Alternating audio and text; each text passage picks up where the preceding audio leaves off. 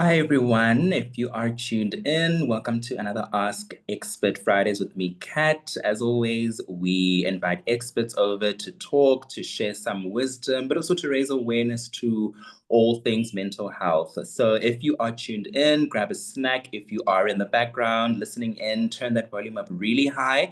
We've got some very lovely guests with me today, so it is a pleasure to introduce them. I have Trish, who is a a queer SADC support group team leader, and then I also have Kamal Naran, who is an art therapist. Trish, Kamal, it is lovely to have you, and thank you for gracing us with your time and with your presence.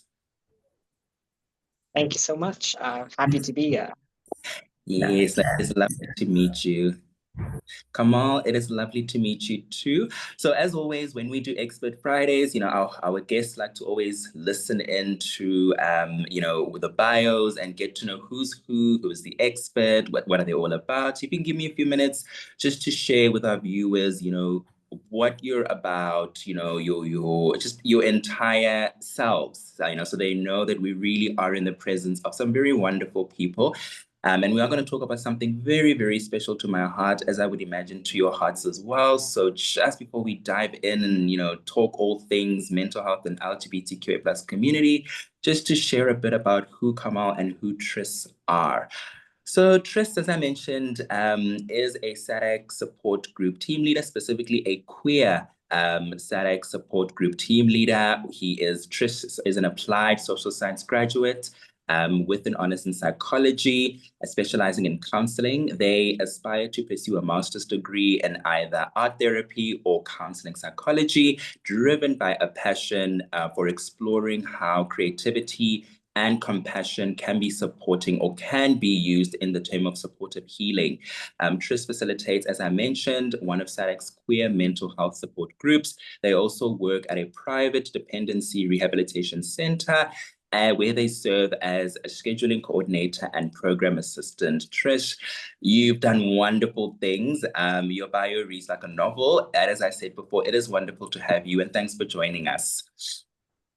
Thank you so much, Katleho. Yeah. And as I mentioned, I'm not alone. Tris and I are not alone. We also have Kamal, Kamal Naran. Thanks for joining, Kamal. So Kamal is an art therapist, a certified HPCSA art therapist, an assistant lecturer at the University of Johannesburg, and an art therapy coordinator at SANTA. For those of you not familiar, SANTA is the South African National Arts Therapies Association.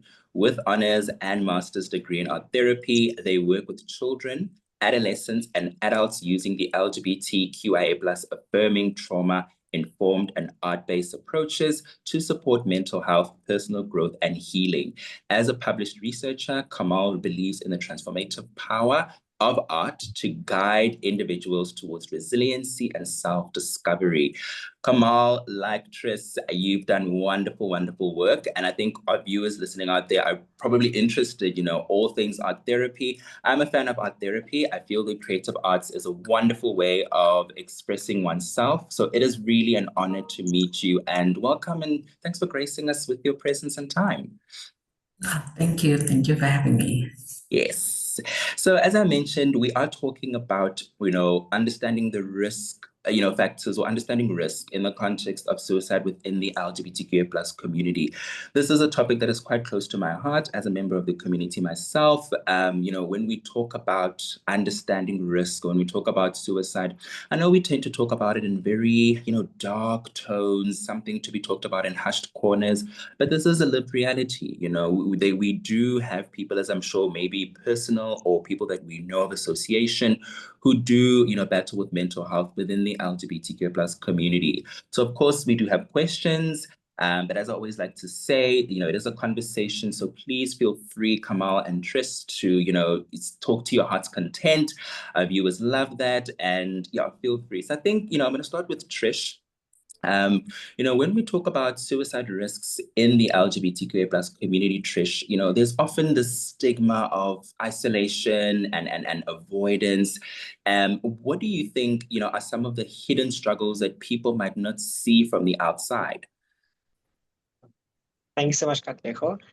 So I think I can answer this from personal experience, but also right in my group, a lot of people kind of come with the same thing. And I think a lot of queer people obviously relate to this a lot.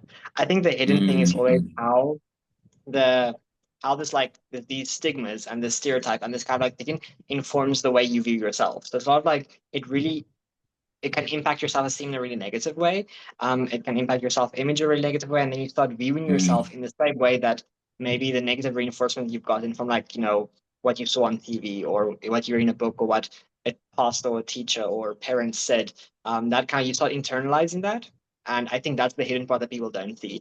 So it's all good and well if you say like, "Oh, you support queer people," and that it's not going to change the fact that when I was between ages of 10 to 18, I have been constantly being reinforced with this very negative view of my queerness. So therefore, my self-image that's already done. Like so, like those formative years where you're really kind of like finding yourself in your identity. If that's a negative, then that's the hidden, I think, struggle that a lot of people don't see from the outside. It's that kind of internal um, battle, that war you're fighting in your mind. If yeah. No, absolutely. I will actually say to you that I actually agree.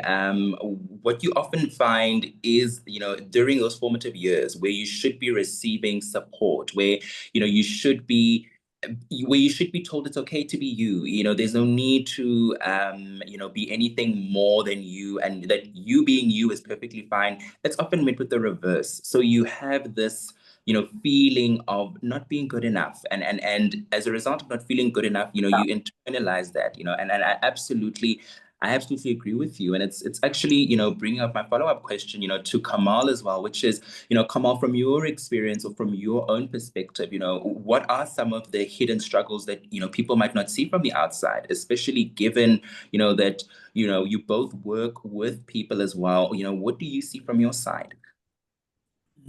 From my side, I think it's related to exactly what Tris is speaking about. Mm, Is that mm, mm, um, the effect it has on your self-esteem and your self-worth. mm, Realize how if you are constantly barraged with messages that who you are is not okay, it's everything that you are is wrong, how big of an effect that can have on our self-esteem and our self-worth. And you don't always see that because it shows up very differently for everyone. No, thanks for that. And I actually do like that difference part as well, because I think something very important as well that I have at least come to see as well is we do also tend, or rather society sometimes tends to use a blanket approach. So if you are a member of the LGBTQA plus community, then you would demonstrate, or it would show up the same way in everybody. But we are a unique, community made up of unique individuals. So I think a blanket approach tends to be very dangerous because it assumes that, the struggles are all the same. Therefore, by virtue of being the same, then it means that everybody manifests or shows the same sort of distress, which is not true. And we'll definitely touch on that as we go through this session. I think Tris, being a support group team leader, I'm sure that, you see a lot of diverse clientele.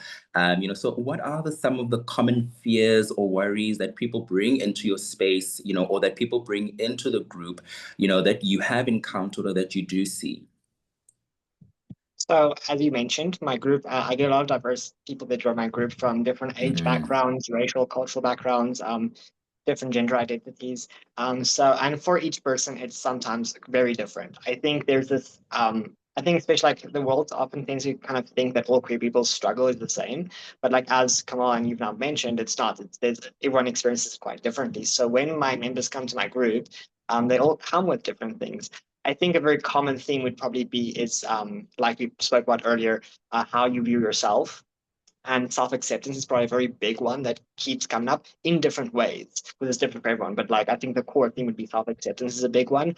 And then also dealing with your relationships in your life is another one that comes up quite often. Like, my family members, my friends, the people that I care about or people that I want to care about, like relationships I want to form, I think is also another thing that a lot of people bring, but in different ways. But then also on the other hand, I do want to mention is that a lot of the struggle is also very similar to what a non-queer person would experience. So a lot of times queer people do come to the support group, but I mean, they deal with the same things that the rest of us deal with. The non-queer people deal with as well. So it's sometimes just burnout, stress, anxiety, anxious, like social anxiety, things like that also, which can also appear very general for any person too. So I think you're kind of, it's not always linked necessarily to your queerness. I think is what I was trying to highlight there. But yeah, I guess that answers it. No, absolutely. And as you were talking, I was just thinking to myself, acceptance, acceptance, acceptance. And I think, most, persons within, our community will often talk about how acceptance is a very big thing. And I think when I think about acceptance, it's actually, it's not linear. Acceptance is very much circular, because, you have moments where you feel like, I've accepted myself. This is me. This is my story. And then, life happens and you go back to questioning yourself again. You're like, but really, is this me? Is this what I stand for? So I definitely agree with you 100%. And it's something that, when we talk about acceptance, it's not just, loving and accepting for who you are, but it's also not feeling the need to constantly change, to constantly have to, I've got to be like this. Society says, being bold and beautiful is in, and then the next time it's not in, I've got to be introverted. So I tend to think acceptance is more than just loving yourself. I think it's also not feeling the need to constantly put yourself through this ringer of change and an adjustment. And, with what you're sharing, I'm thinking of Kamal now, being a mental health expert and working with, I'm sure you have a practice or where you do work as well, you probably also see diverse clientele. So I think similarly to Trish, Kamal, from your end, what do you see, in terms of, the diverse clientele that you do work with? What are some of the challenges that you see and that you find? I think a lot of the challenges are related to the idea of acceptance, for sure. And I think it's important to bring into this conversation that acceptance is sort of it's not fixed. It's in flux. So it's a constant renegotiating or negotiating with yourself around, depending on where you are, what that acceptance needs to be like. And where am I getting that validation or acceptance from? I think that's important to bring in. Another part of this conversation, I think that's important is the idea, not the idea, but I think it's very much connected to acceptance is rejection, and feeling like a burden. So I think those two are really important aspects that need to connect into this conversation. Because they are interlinked in some way. And specifically when we speak about rejection from family is usually a big part of what we see a lot. And with that is that idea of feeling like a burden, which is connected to the first point which we spoke about, and as well as to acceptance. That idea that I am not good enough, so I must be a burden to everyone else. Which links to our conversation around, suicidal thoughts and behaviors. I agree with you 100%. And as you were talking now, so many things came into my mind. But I think the biggest thing that I'm getting from both your shared views and experiences is that there is a lot actually that, individuals within the community go through. And I think it can be quite also very putting down, because life is hard already. So I always tend to say, where you can make life easy, make it absolutely easy for yourself. But it's very difficult when society as a whole often makes it difficult. So now you have this internal struggle of self-acceptance. You're dealing with rejection, and it's not really about being in the spotlight, but it's about being appreciated and being told you're fine as you are. You don't need to change. You don't need to appease the masses. The best person who needs to be appeased is you. So there's a lot of risk factors there, and it really brings to my next question, for both you, Kamal and Tris, which is, what are some of the warning signs that you've seen or that you can think of that somebody is at risk, for suicide or self-harm. And I think why I'm talking about self-harm is, I am of the belief that, suicide and self-harm are two different things. Some people self-harm by maybe, cutting or, drinking alcohol. Doesn't necessarily mean they're suicidal. And then suicidal really is someone who's actively saying, look, this is what I want to do. This is, what's happening. So in both your experiences, what are some of the warning signs or red flags, so to speak, that you can tell that, okay, somebody is really at risk, or they're not okay? Kamal, would you like to answer first? Sure. You're Yeah, the anyone. professional. Let the Absolutely. professional go first. Thank you. So I think it's important just for us to situate suicide and what is suicide. So that occurs when someone feels so overwhelmed emotionally, usually with emotional pain, that ending their life seems like the only option to find relief from what's happening. It feels like that's the only way I can deal with the suffering. And if we understand that, we can start thinking about, well, what are the risk factors? What can I look out for? So the first thing I think that is important is behavioral changes. So noticeable behavioral changes like socially withdrawing or feeling constantly depressed or down or low. Or you might have a history of suicidal behavior and thoughts. Self-harm, as you spoke about, could be an indicator. And those are quite significant warnings to look out for. Then there's also sort of direct communication. Someone might say to you, in a joking way or not, they might actually say or mention that they're thinking about suicide or it's run through their mind. We need to take those things seriously, in whichever context that they come to us. We could look at things like, is somebody starting to give away their possessions or speaking as if they're making final arrangements? Are they talking a lot about feeling hopeless all the time or trapped or like a burden, we said? Spoke about mood swings. Do you feel like someone's withdrawing from you or their family or the stuff that brings them joy? Those sort of things are important. And then in saying all of that, the signs don't always appear as obvious as I am speaking out to be. Absolutely, absolutely. Some people may seem completely fine. So it's not as obvious. We just need to trust our instinct around this, that gut feeling we might get that, oh, I feel like something is going on here. And if you're concerned about someone, it's always better to ask them directly than to sit and wait and wonder. No, absolutely. So many, things that you've shared now are coming to my mind, but I'm going to give Trish a chance to share, what they have to say about it as well before I jump in and just talk about some of the key things that, I take away from what you're sharing. Well, I think Kamal kind of summarized it pretty perfectly, what to look out for in terms of behaviors. I think was what came to my mind immediately was also isolation. And I can say this also not just from my group, but also from as someone who has been there, like as a survivor of suicide myself. I like isolation, I think, is the first one that came to my mind as was that withdrawing from everything and everyone. And then also like I think very negative self-talk as well, like in whichever way it comes out. Kamal said, like, sometimes not always obvious. So in small ways, like maybe not necessarily going to someone saying like, oh, this is how I feel about myself, but like if you kind of really pay attention, you can sometimes see that kind of behavior as well. But I think what I also wanted to add to this conversation is that I think there is this stigma, this view that, you know, where people are like, how do I know if they're not just looking for attention, or like sometimes thinking that talking about suicide is just like attention-seeking behavior. And I think it's really important that we move away from that entire notion.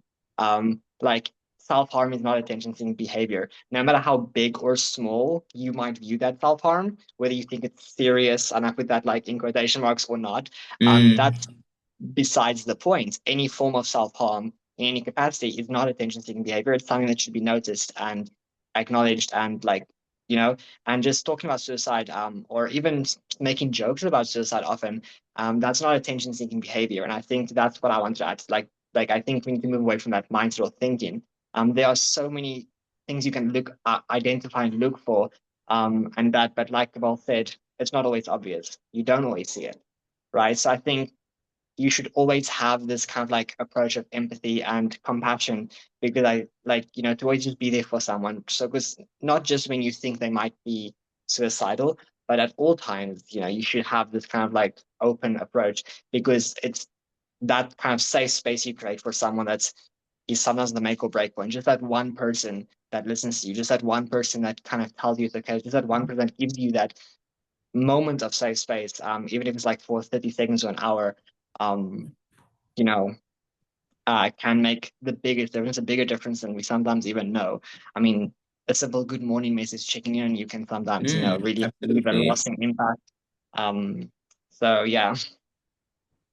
No, Trish, come on. I've been doing jumping castles in my head right now, because those are really some of the things that, you know, we do often see. And I think what I like, especially Trish, that you mentioned as well, is there is that notion of it's attention seeking. You know, this person wants us to notice them, or, you know, this person, you know, is just doing anything to get attention. And it's not attention seeking. It's really a cry for help.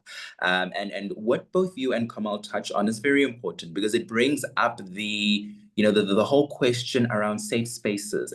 Because what I've often found and often seen is, you know, persons within the LGBTQI plus community often talk about there not being spaces, or spaces not being inclusive enough. So, you know, almost you know, everybody is welcome, but some people are more welcome than others. What are your thoughts around safe spaces? You know, especially when we talk about, you know, the risks of suicide. You know, are safe spaces there? You know, are they inclusive? Could more be done? What are some of your thoughts, Trish and Kamal, on that when we talk about safe spaces?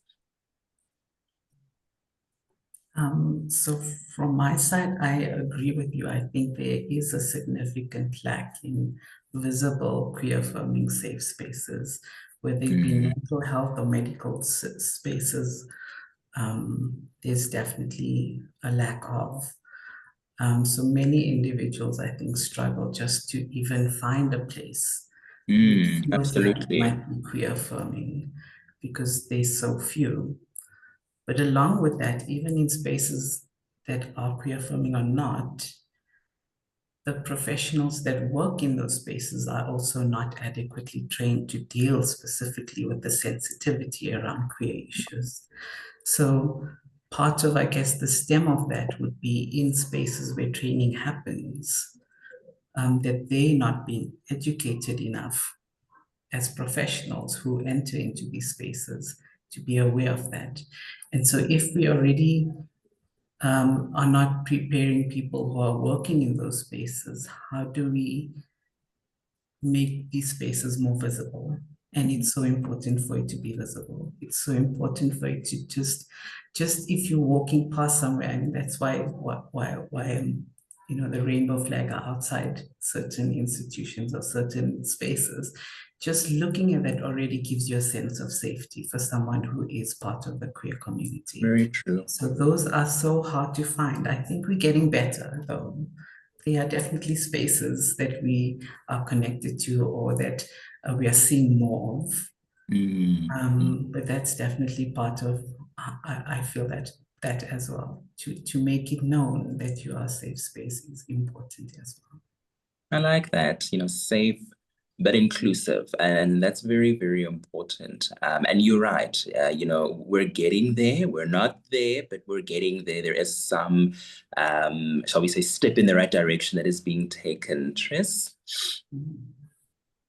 So I agree with Kamal and you both. Like, there is definitely a need for more queer safe spaces. I think, yes, we are getting better. Yes, there are a few here and there, but I think especially in the smaller areas, or the areas like outside of like the big cities, because I mean, yes, Joburg and Cape Town might have lots of like these options, but what about the smaller settlements outside or further away from these? But what about the other provinces where it's not as industrialized or not as friendly or Absolutely. social, for example, right? Those places have a huge lack of safe spaces, I feel. I mean, one of the reasons why I was motivated to start my support group was because there was a time in my life where I was looking for something similar and I couldn't find anything. I was also specifically looking for something that I could join anonymously, or in private without having to like kind of like, you know, ask my parents or tell someone. Like that was very easily accessible, which is also why I wanted my group to be virtual and online to make it more accessible. So I think there's definitely like a need for more safe spaces. I think Kamal spoke a lot about like professional safe spaces, like in clinics and nurses, that where the staff need to be trained correctly, and oftentimes they're not. But I think we also need more social safe spaces as well, that aren't just, you know, like a gay bar or a gay club, because I feel like a lot of these spaces often tend to be these environments like bars and clubs, which Mm. is great for some, but I don't think it kind of like serves the entire community, and I don't think it's always as safe as what we often think it is. So I think there's definitely like a need for more of that. And like Kamal mentioned, that symbol, that little rainbow flag, or the trans flag or whatever flag, like I feel instantly like more comfortable when I'm in an area that I'm not very familiar with and I see it somewhere. Like it kind of it's like a reminder, like I get a immediate feeling where I feel differently about the entire environment and space. Um, or when I'm speaking to someone and I notice it, like, you know, maybe on a lanyard or on their bag or something like that, right? So it does make a difference. I know it might seem small or simple to someone who doesn't quite understand that experience, but it does make like it is noticeable. So yeah, I think you know, that's why I'm really a big supporter of online queer book clubs, or, you know, queer focused like art groups, or like, you know, we can come together like and that. And I know these things happen online quite a lot. There's a lot of queer Discord groups too and things. I think like I'm a very big advocate for those kinds of things, but it would be nice to see some more also in-person areas as well. I mean, a lot of an often request that a lot of my group members come to me with is, do you know of any social events that we can kind of join? Do you know of any groups in my area or things I can do? Like I Mm. always get asked that by so many of my members. To the point where last year, my group members actually put together a group of themselves where they went to Dover Pride in October together. And it was great. Like the photos that they sent, I unfortunately couldn't join them because I'm a little bit further away. But it was lovely, like that they organized that on their own and they kind of like went to Pride together, and it was such a great time. And the connections they build with each other, I think, is the best part about my support group. It's why I love it so much. So yeah, safe spaces are super, super important. And we can create them for ourselves. And I think we should. Absolutely. I agree with, both you, Trish, and Kamal 100%. And my takeaway that I have in listening to both of you is safe but effective. So it's one thing for a space to be safe, but is it effective? Is it meeting the needs? Is it addressing what it's supposed to address? Because I do also feel that ties in a lot with, there's a lot of performativeness around safe spaces. So it's called a safe space, but is it safe? Or is it, almost like a token, here it is, make use of it, but that's about it. So, and that usually doesn't help. So I'm getting safe but effective, but also very diverse and welcoming. If I walk in, do I feel welcome? I don't have the most money, or I don't come from the most money, but my story is important. My position is important. So that's really what I'm getting from it. And I think absolutely I agree with you. There is a need for more. And I think with there being more also is that sort of educative inclusivity, to say, if you are finding yourself working with someone within the LGBTQ plus community, how do you talk to them and their reality? And again, it addresses the comment I made in the beginning about there tends to be a blanket approach to it, even with these safe spaces. So, okay, you belong to the community, so that means you all share the same challenges. And maybe we do, but I am 32, living wherever. So I'm not going to see or experience the same things the same way as a 21-year-old, even though, we have the same difficulty. So I really, really do like that. It's very important. And yeah, we're there, but we could definitely do more. Something that I have been thinking of that I want to ask the both of you as well is, there's a lot of myths that go around, within the LGBTQ plus community, especially suicide as well. A lot of myths, a lot of, stereotypes. So what are some of those, myths that you would like to bust, Trish? What are some of those myths, Kamal, that you would like to bust, when we talk about mental health suicide within the LGBTQ plus community? I can answer this one if that's like first, if that's all right. I love this question because I Anyone. answer You can go I answer this on a first. daily basis. Like I really enjoy this question because I think the one that, and I think Kamal probably would be thinking along the same lines as what I'm about to say right now, is that your mental health battle, your depression, your anxiety, whether you're feeling suicidal, is not because you're queer. your queerness is not the problem. And I think that's the biggest myth that I want to bust. I think oftentimes, people always talk about, oh, what the suicide rate is amongst, transgender individuals. See, it's because they're transgender. Like people often say things like that, right? Or, queer people are always struggling. They're always depressed. They're always anxious. You so that lifestyle, as they often talk about, is not healthy because look how depressed it makes you. Your queerness is not what's making you depressed. Your queerness is not what's making you anxious. Your queerness is not what's making you suicidal. It is the, I guess, context within what your queerness exists, like the environment where your queerness exists. It's the kind of what you're receiving in that environment that's probably making things a little bit harder. It's how people are responding to you, how safe you feel, the support you're receiving, the lack of support, I should say, that you're receiving, the very negative view and very politicized discussions. I mean, I always say, it's really not cool to like have your very identity be debated in, university classrooms. You're Constantly. like that's not cool. That doesn't feel great. No, it's not. That's the kind of myth that I want to like kind of say, because I see this online all the time. I hear this all the time, and it's like I instantly get like a little bit activated when I hear it, because like I really want to jump to the defense and kind of like, because it's not because of your queerness. Your queerness is not the problem. No, it's not. It's not, and it shouldn't be. And it's struggles should not be, how can I say it, newspaper copy, something to talk about. It shouldn't be buzzwords. It's real life experience. Just like, heterosexual individuals have their own experiences. Nobody turns it into gossip or into, a hot topic debate. So queer experiences, persons within the LGBTQ plus community, their experiences, it shouldn't become like a topic. It shouldn't become when I say topic, like almost to demean. So I agree with you 100%. And I like that myth busting. They're not depressed. It's just because I'm sad, it doesn't mean that I'm thinking about hurting myself, or just because I'm moody doesn't mean I'm bipolar. And it has really nothing to do with my identity or my sexuality. So I love that, absolutely. Kamal, what are some of the myths that you would like to bust? So I think Triss is like spot on over there. I think it very much is about that it really isn't about your identity. It really is situated in other people's prejudice, in their misunderstanding, in their insecurities. And you are exactly who you're supposed to be. And it's not your responsibility to take on anyone else's perception or conception of who you are. Your responsibility is just to lean into your authentic self and find the people and the spaces that are going to celebrate that.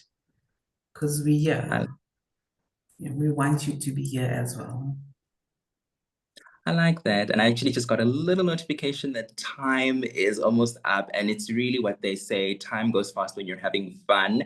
So Trish, come out just before we close it off. I do like what you've posted, and I think it really comes down to you're special, you're unique, and your story is your story, and it should be just that. It shouldn't be an opportunity for someone to dissect, to analyze, to pathologize. It shouldn't be that. It's your story, it's your experience.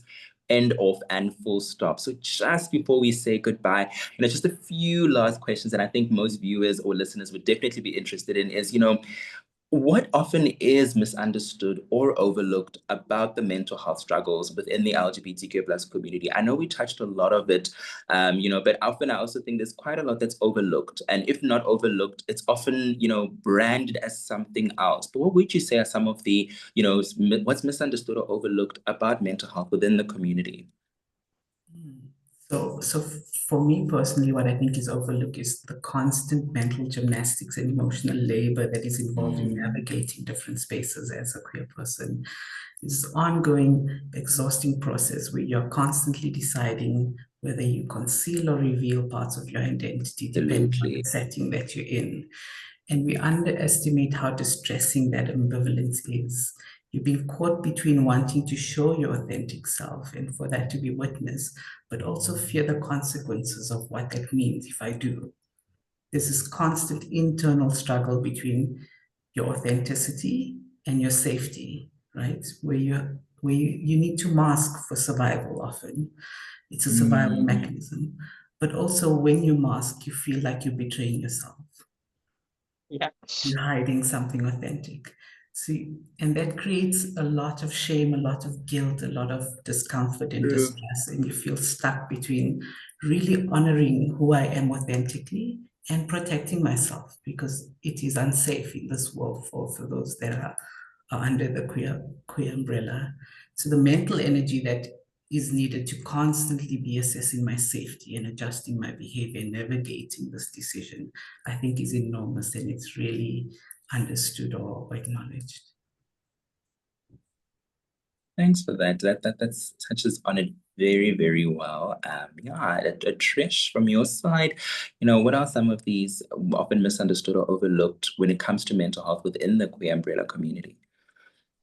I fully support what Kamal said because I absolutely agree. I guess mine's what's going to be very similar along those lines. It's exhausting to kind of jump between these very different versions of yourself, right? That you have to perform in different environments. And it's exactly what Kamal said. I 100%.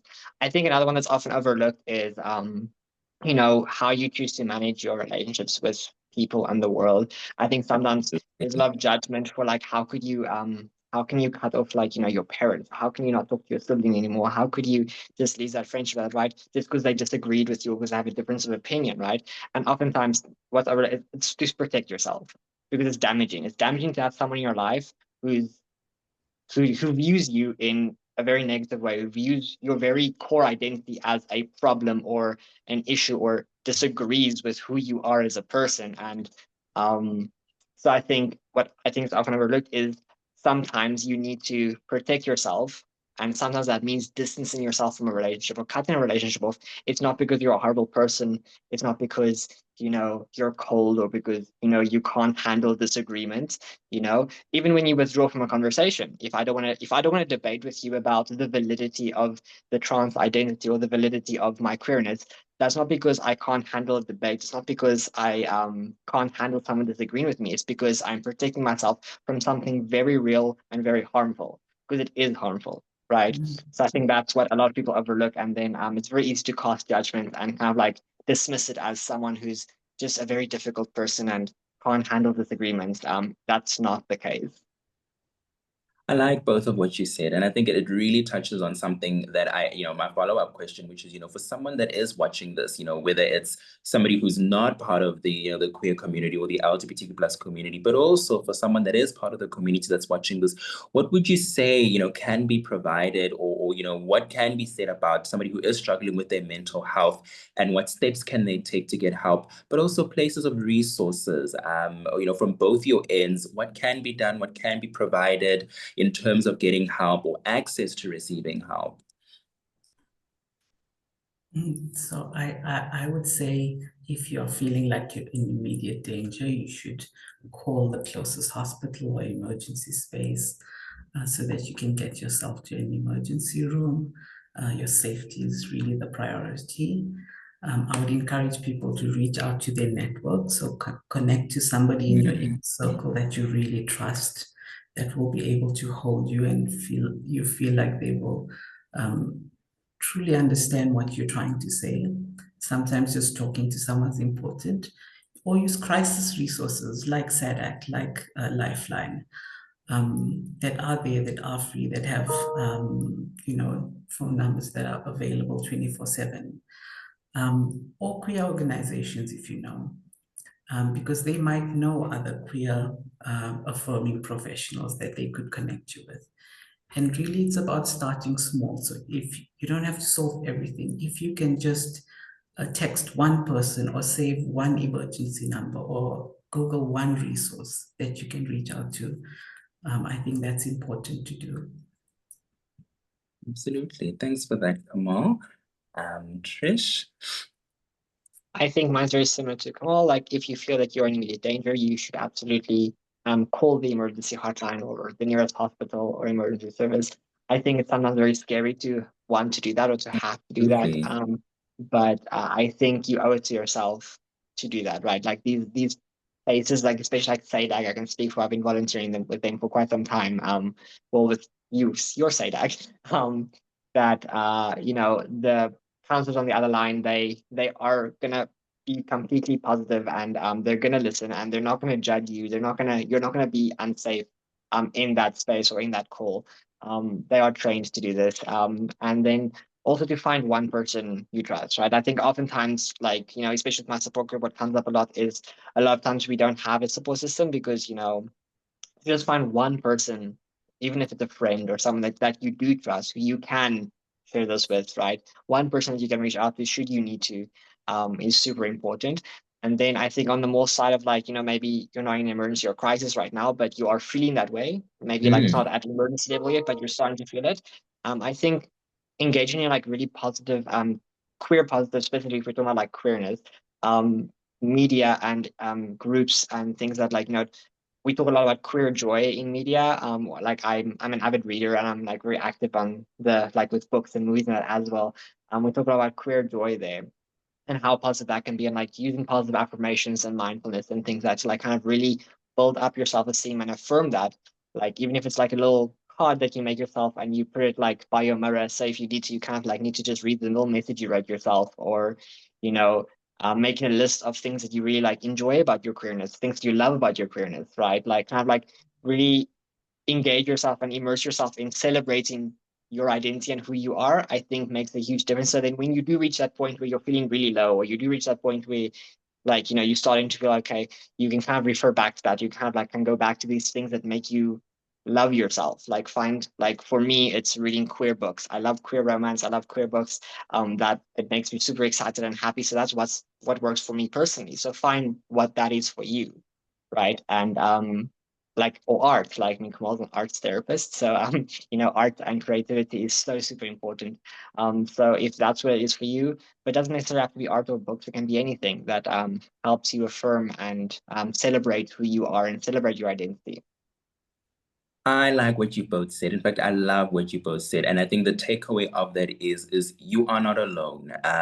When you are going through mental health related stresses or challenges, especially as somebody within the community, it tends to be very isolating. It tends to be very, I'm by myself, nobody is there, nobody will understand. But with what you've both shared, there is a number of things that one can do. And I think sometimes, understandably so, in a moment of crisis, the walls seem thin, they're closing in, there's no way out. But it is my hope, that, any of one of viewers who is listening, to know that you're not alone. And as Kamal and Trish have shared, there is wonderful things that you can do, resources that you can make access of. So just before we close off, any pearls of wisdom, Kamal, Trish, you want to share from a personal point of view to any one of our listeners just before we say a goodbye? Gosh, I think you shared my pearl of wisdom. You're not alone.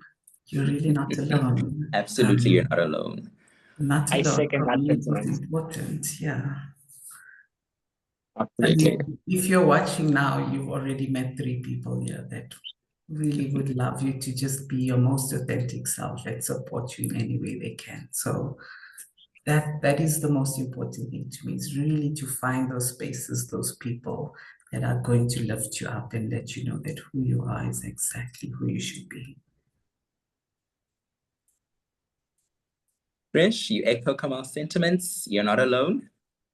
Exactly. I echo Kamal's sentiments fully. You are not alone. There are people out there. There are support groups. There are clinicians. There are therapists. There are social workers. There are friendly people, volunteers. There are so many people out there who do care, who do want you to be your authentic self. And they do exist. It's just a matter of finding them. But there are many of us out there.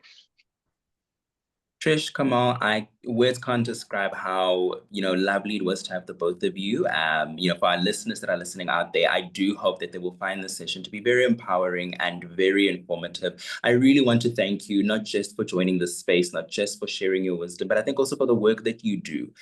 Visibility, visibility, visibility is the takeaway that I'm taking away from this, in addition to just learning to love yourself and learning to believe that once you've reached that full circle moment of self-acceptance, don't feel tempted to, put yourself through yet another round of changes because someone doesn't like, what you stand for, what you believe in, or who you are. So really, please continue to do the work that you do. But from my end, it's been lovely to have you. Take care of yourselves, and please continue to do the work that you do. And someone out there is listening, someone out there probably is like, okay, wow, I'm not alone. So from my side, it's been lovely to have you. And yes, as I always say to any guest, enjoy your day, enjoy your life, enjoy your happiness. Thank you so much for having me. Thank you so much. Thank you. Take care.